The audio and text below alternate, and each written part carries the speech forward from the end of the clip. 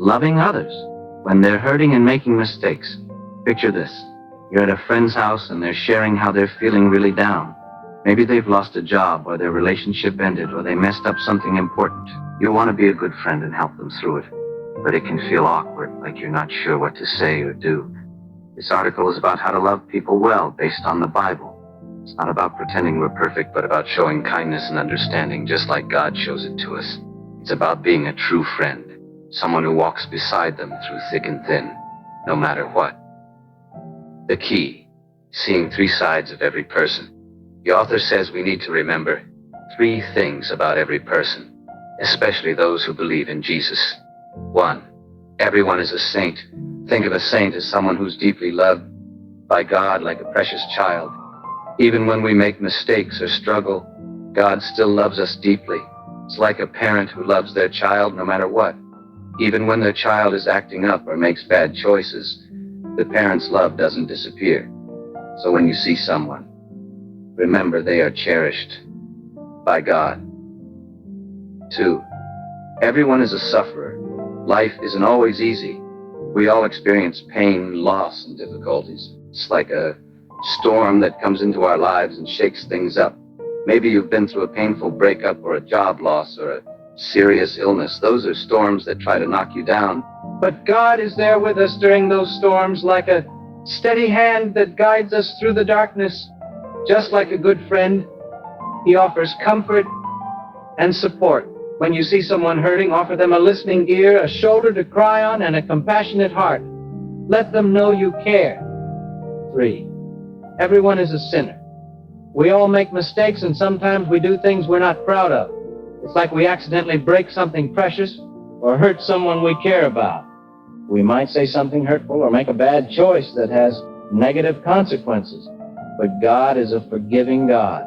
He wants to heal us and help us grow. It's like a gardener who patiently tends to their plants, even when they get a little sick or grow in a crooked direction. Instead of focusing on their mistakes, let's focus on God's grace and forgiveness. When someone is hurting, being a steady hand during the storm. Imagine you're with a friend who's going through a painful breakup. How would you want them to show up for you? Would you want them to judge you, to try and fix everything? Or would you want them to simply be there with you, offering comfort and understanding? The Bible tells us that God is like that with us. He doesn't turn away when we're struggling. He walks with us through the storm and offers us comfort. It's like when Jesus calmed the storm on the Sea of Galilee. He didn't just stand back and watch His disciples struggle. He stepped in and brought peace. The author gives us practical ways to be a steady hand during someone else's storm. Be present. Just being there matters.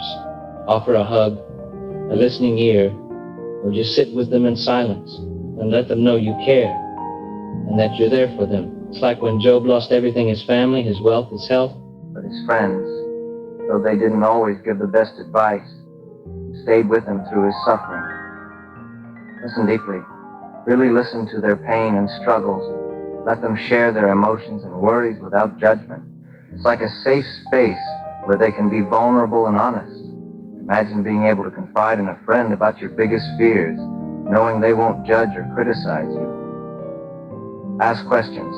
Don't just offer quick fixes, but ask questions that help you understand their pain more deeply. Show genuine interest in what they're going through. Think about how Jesus asked the woman at the well about her life, even though He knew about her past. He wanted to understand her and connect with her on a deeper level. Pray. Offer to pray for them. It's a powerful way to show that you're standing with them and asking God for His guidance and comfort. Imagine a friend who prays for you during a difficult time, asking God to give you strength and hope. Avoid minimizing or fixing. Remember, their pain is real, even if you don't fully understand it. Don't try to make it go away quickly. Let them experience their emotions and trust that God is with them.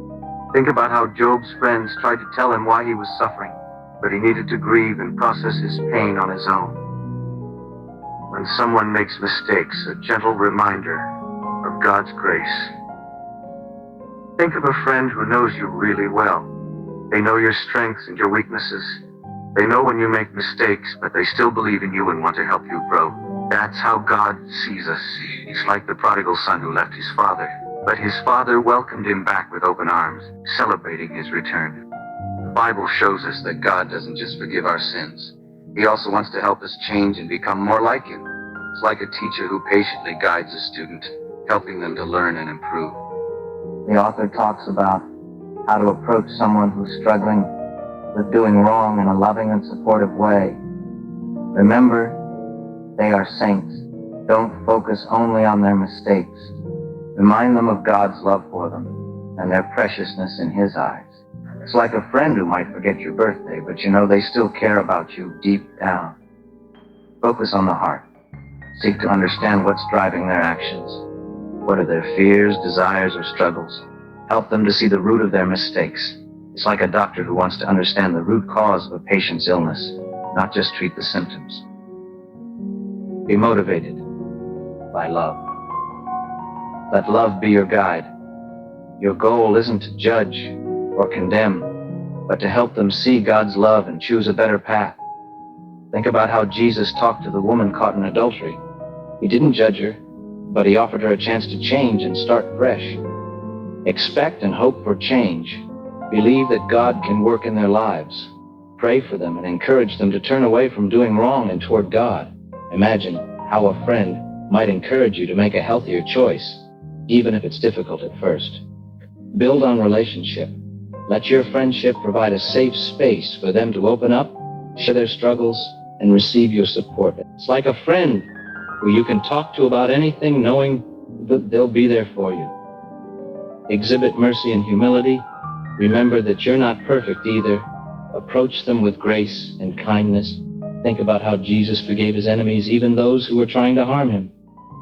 Important things to remember. Everyone is a combination of good, bad, and hurting. We all make mistakes and experience difficult times. Be patient. Love and support those who are struggling. And don't expect change to happen overnight. Be a friend. Help others re-narrate their story in light of God's love and grace. Seek to understand. Listen deeply to those who are hurting and try to see their perspective. Be motivated by love. Let love guide your actions, reminding those who are struggling that they are cherished by God. This article is a call to be more like Jesus, who loved people with compassion and forgiveness. It's a call to be friends who walk alongside others on their journey, offering support, encouragement, and a gentle reminder of God's love.